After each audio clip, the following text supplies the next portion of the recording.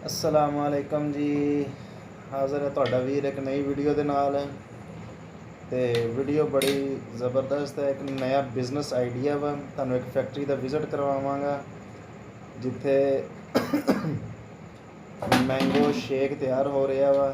ते वो mango shake बहुत ही कमाल की चीज़ है। इस दे अंदर फ़ायदा भी बहुत आ, प्रॉफिट भी बहुत आ। जिहड़े वीर दोस्त वेले आ घर के अंदर ही इसको तैयार कर सकते हैं। घर के अंदर ही तैयार करके खालस मैंगो का जूस जोड़ा ना बना के जोड़े अपना दुकानों के अंदर सेल किया जाता वा डब्बियां की पैकिंग के अंदर और बोतलों छोटिया बोतलों की पैकिंग के अंदर वड्डियां बोतलों भी इस तरह ही पैक होके जांदियां वा। ते जोड़ा ना फ़ायदा बहुत इस दे अंदर वा। जो तुम काम शुरू करोगे तो तुहानूं फ़ायदा भी देगा। ज़रा तुहानूं चैक करवाने उसनों पी के उसका टेस्ट करके भी तुहानूं ज़रा दसांगे किस तरह का वा। और वैसे भी तुहानूं चैक करवाने तो ज़रा तवज्जो करिया जे, गौर करिया जे। इस दे अंदर बहुत फ़ायदे वाली चीज़ है। इस दे अंदर मुनाफा भी है, बचत भी है, फ़ायदा भी है। घर के अंदर बंदा बैठ के काम स्टार्ट कर सकता है। लो जी, ए साडे भाई हाफिज़ साहब जिमीदारे के नाल घर के अंदर दूसरा काम भी तैयार करते हैं। ज़रा इन्हों को पुछते हैं कितनी देर हो गई इन्होंने काम शुरू किया तो इस दे अंदर कितनी क बचत इन्हों आ जाती है, कितना खर्चा होंदा वा, कितनी क बचत आ जाती है। और जिस किसी को भी ज़रूरत होवे वो होलसेल ते उसनों ये माल मिल सकता, तैयारशुदा माल मिलेगा। दुकानदार नूं भी मिल सकता वा ते गैर दुकानदार नूं भी मिल सकता वा। स्पैशल आर्डर दे के तैयार भी करवा सकते हो तुसीं ते जिहड़ा है ना अपना दुकान वास्ते लेना वो भी मिल सकता है। जी हाफिज़ साहब, ज़रा इस दे बारे कोई अपना रोशनी डालो, ये जिहड़ा तुसीं काम तैयार किया वा। सब तो पहले जी वेखण वालियां अखां नूं ते सुनण वाले कन्नां नूं मेरी तरफों अस्सलाम वालेकुम। अगे कल्ला यार ख्याल नाल थोड़ा नज़दीक कर लो जी। लो जी, आ गए हैं एक नवीं वीडियो के नाल, नवे बिजनेस आइडिया के नाल। अज का जो साडा बिजनेस है वो है जी मैंगो शेक। ठीक है, मैंगो शेक तुहानूं दसांगे किस तरह तैयार होंदा है ते फिर इहदी सेल किस तरह वा।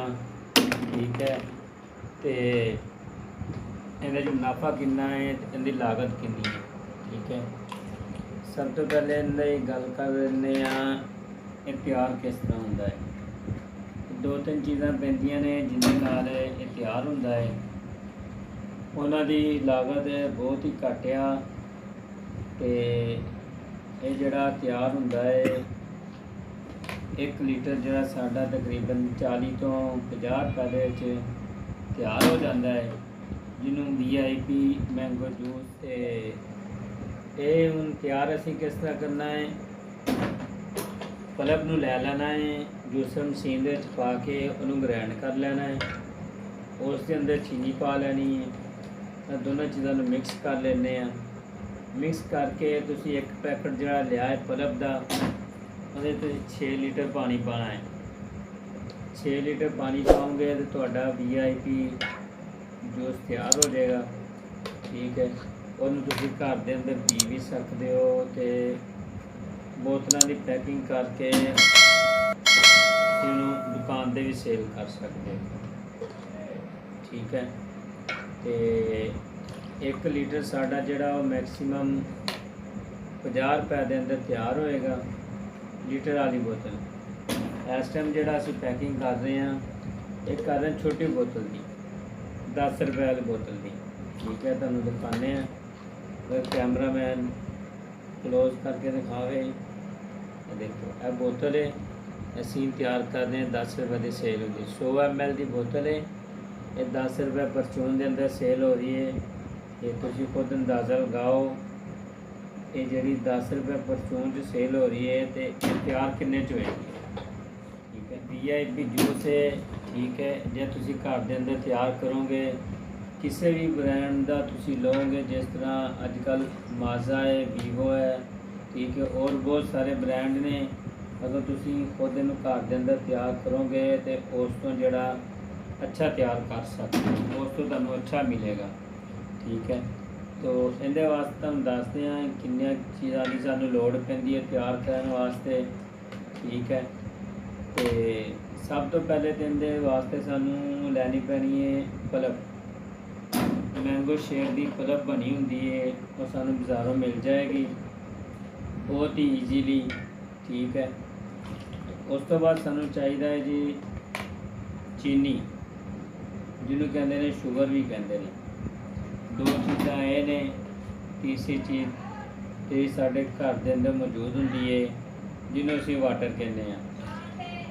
ਠੀਕ ਹੈ, ਇਹ ਤਿੰਨ ਚੀਜ਼ਾਂ ਸਾਨੂੰ ਚਾਹੀਦੀਆਂ ਨੇ ਤੇ ਸਾਡਾ ਜਿਹੜਾ VIP ਜੂਸ ਹੈ ਉਹ ਤਿਆਰ ਹੋ ਜਾਂਦਾ ਹੈ। ਹੁਣ ਗੱਲ ਕਰ ਲੈਂਦੇ ਹਾਂ ਇਹਨਾਂ ਦੀ ਕੀਮਤ ਦੀ। ਇਹਨਾਂ ਦੀ ਕੀਮਤ ਕੀ ਹੈ? ਸਭ ਤੋਂ ਪਹਿਲੇ ਪਲਪ ਦੀ ਗੱਲ ਕਰਦੇ ਹਾਂ। ਪਲਪ ਦੀ ਕੀਮਤ ਕੀ ਹੈ?